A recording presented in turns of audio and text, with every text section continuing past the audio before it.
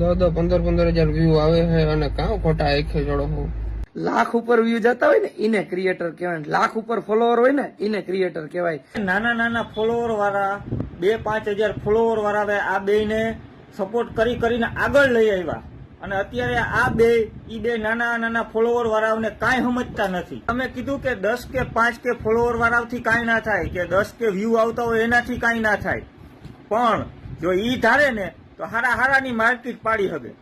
તો આ બે ભાઈઓને એવો વાવડો છે કે અમે જ કંઈક છે, અમે યુટ્યુબર મોટા છે, અમે જ બધું છે.